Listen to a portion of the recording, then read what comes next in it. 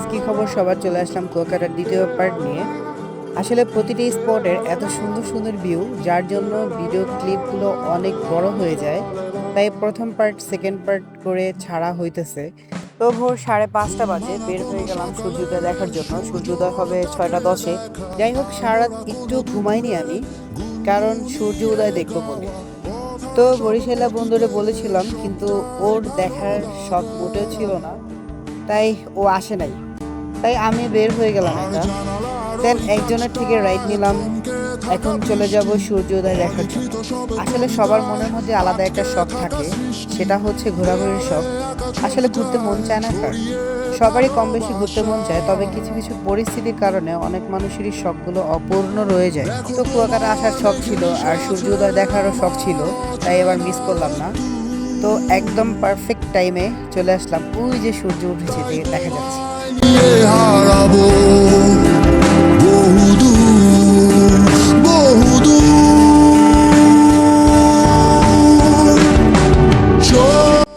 এই যে এত সুন্দর একটি জায়গা, এত সুন্দর একটি মুহূর্ত, সবার সাথে কেউ না কেউ রয়েছে, কিন্তু আমি মনে হয় একমাত্র ব্যক্তি একা ছিলাম।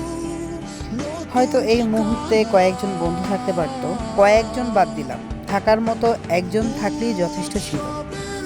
আসলে একা থাকা সুখের, তবে কিছু কিছু একা থাকা, নিজেকে একা অনুভব করার অনুভূতিটা সব থেকে বেশি বাজে।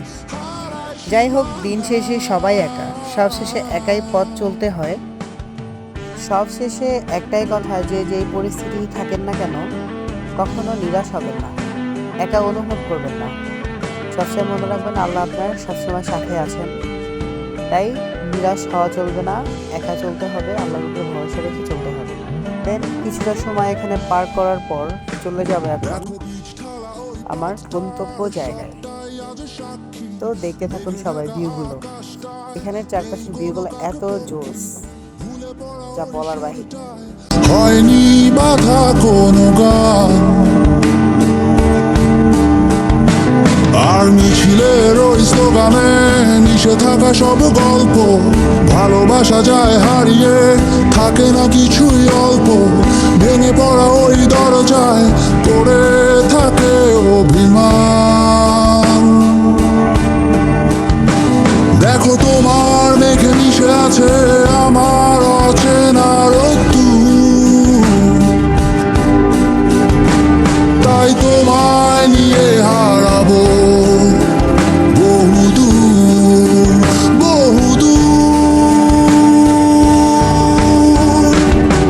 চোখ মেলে দেখো দূরের আকাশের রংধনু, সুর খুঁজে পেল নতুন ঠিকানা।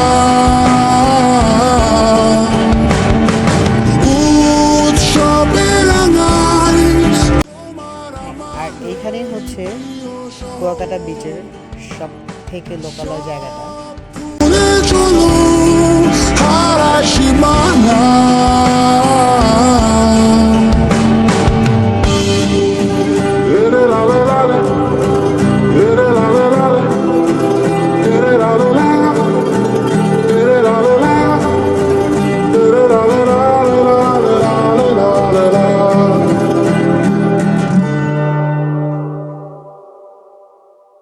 যাই হোক, চা খেয়ে চলে যাব হোটেল রুমে।